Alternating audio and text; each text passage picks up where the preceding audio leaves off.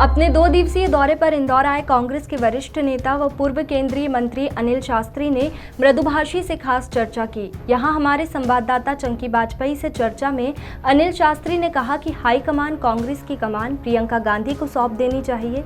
इसी के साथ ही शास्त्री ने बीजेपी पर भी निशाना साधा और कहा कि बीजेपी चुनावी माहौल के अनुसार मठ और मंदिरों के सहारे सत्ता में वापस आना चाहती है। कांग्रेस के पूर्व सरकार में केंद्र मंत्री रहे अनिल जी शास्त्री आज हमारे साथ हैं। आज उनसे हम केंद्र से लेकर मध्य प्रदेश और अन्य देश की राजनीति पर खास चर्चा करेंगे कि उनका क्या कहना है। सर, आपका स्वागत है मृदुभाषी में। सर, क्या लगता है कि केंद्र की राजनीति में अब काफ़ी उतार चढ़ाव देखने को मिल रहे हैं लगातार 2014 के बाद से, क्या कहना चाहेंगे आप? नहीं, देखिए, ऐसा है किसी भी लोकतांत्रिक व्यवस्था में ऐसा स्थिति तो बनी नहीं रहती है और परिवर्तन होता रहता है और बदलाव भी होता रहता है। तो कांग्रेस पार्टी सोनिया जी, राहुल गांधी के नेतृत्व में पूरा प्रयास कर रही है हर तरफ से कि जो भारतीय जनता पार्टी संघ परिवार जनता को, जनमानस को भ्रमित कर रही है, खासतौर से धर्म को लेकर। जैसे कि अब चुनाव आ रहे हैं तो इनको काशी विश्वनाथ याद आ रहे हैं, चुनाव आ रहे हैं तो बद्रीनाथ केदारनाथ याद आ रहे हैं, उत्तर प्रदेश में चुनाव हो रहे हैं तो मथुरा याद आ रहा है। तो ये जो है, इस बात को कांग्रेस पार्टी समझाने का प्रयास कर रही है कि इनके मन में कोई ईश्वर के प्रति सम्मान, प्यार नहीं है या श्रद्धा नहीं है। ये तो केवल ईश्वर के नाम का इस्तेमाल करके वोट हासिल करने का काम कर रहे हैं। किसानों की बात हम करें तो किसानों में भी देखिए, 1 साल तक तो उनकी दुर्दशा होती रही, जाड़े, गर्मी में, बरसात में। लेकिन उत्तर प्रदेश के चुनाव आए, उनको ये पता चला, उनकी खुफिया एजेंसीज ने बताया कि आपको 140 सीटों पर इसका विपरीत असर पड़ने वाला है। उन्होंने तुरंत जो है कि ये तीनों काले कानून जो वापस ले लिए। तो ये बात अब लोग समझ रहे हैं और कुछ नहीं समझ रहे हैं। तो विपक्ष के रूप में राहुल गांधी जी और प्रियंका गांधी जी यही काम कर रहे हैं कि ये जो कंफ्यूज कर रहे हैं लोगों को, उस कंफ्यूज को दूर करने का काम कर रहे हैं। कांग्रेस में चाहे सोनिया गांधी जी हों, राहुल जी हों या प्रियंका गांधी जी हों, इनको लेकर बीजेपी हमेशा आड़े हाथ लेती है और कई तरह के बयानबाजियों को पेश करती। जैसे कि अभी पिछले दिनों राहुल गांधी जी ने एक बयान दिया था हिंदू और हिंदुत्व को लेकर, दोनों को अलग अलग बताया था। उसके ऊपर आपका क्या कहना है? देखिए, ऐसा वही जैसे मैंने कहा कि लोग भ्रमित हो जाते हैं, वो शायद हिंदू या हिंदुत्व को एक ही मानते हैं। ऐसी बात नहीं है। हिंदू मैं भी हूँ, राहुल जी भी हैं। हिंदू धर्म अलग चीज़ है और हिंदुत्व एक आइडियोलॉजी है। हिंदुत्व एक आइडियोलॉजी है और इस आइडियोलॉजी के तहत, इसके अंतर्गत उनका संघ परिवार का ऐसा मानना है कि जो भी हिंदुस्तान में रहता है वो हिंदू है, और चाहे वो मुसलमान हो, चाहे सिख हो, चाहे वो हिंदू है। तो इस बात को हम गलत मानते हैं और इसी बात को समझाने की कोशिश राहुल जी ने की जयपुर की रैली में। नहीं, हिंदुत्व का मतलब क्या होगा अगर आपकी भाषा में जाना जाए? हिंदुत्व एक आइडियोलॉजी है वीर सावरकर की, संघ परिवार की, जहाँ पे वो कहते हैं कि इस आइडियोलॉजी के तहत इस देश में जो भी नागरिक है वो हिंदू है, वो मुसलमान नहीं है, वो सिख नहीं है, ईसाई नहीं है, वो हिंदू है।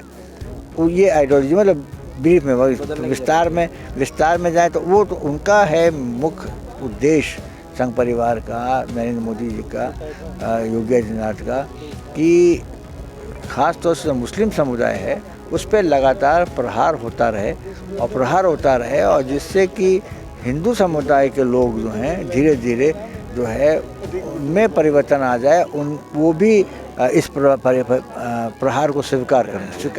क्या लगता है कि महंगाई बढ़ रही है और 2014 के बाद निजीकरण बढ़ रहा है?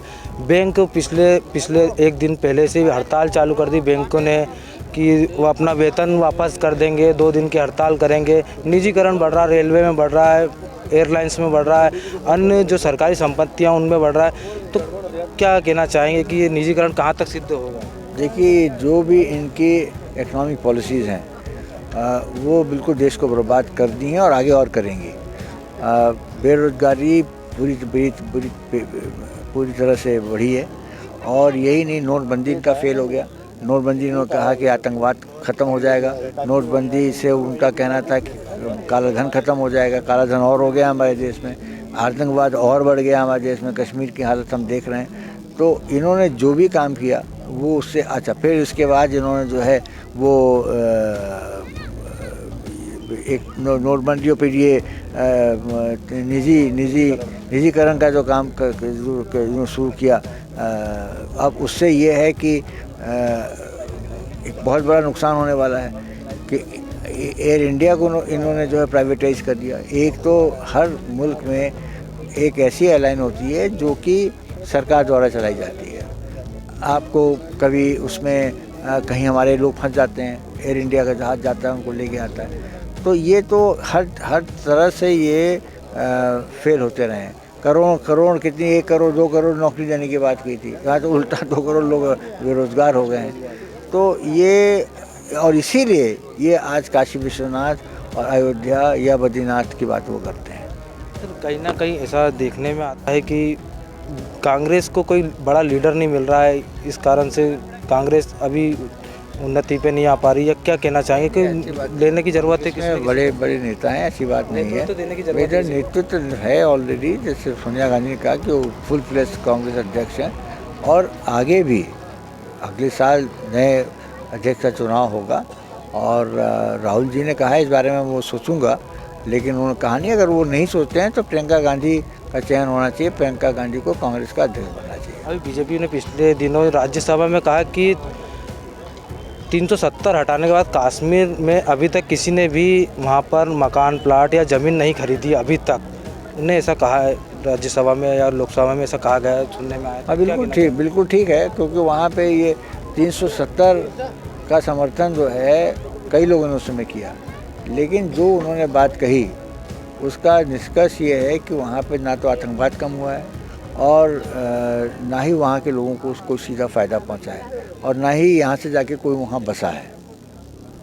आपसे आखिरी सवाल कि पिछले दिनों 50 वर्ष पूरे होने के बाद जो है कि जो युद्ध हुआ था बांग्लादेश से, उसमें इंदिरा जी पूर्व प्रधानमंत्री हमारी, उन्होंने काफ़ी अच्छा योगदान दिया था।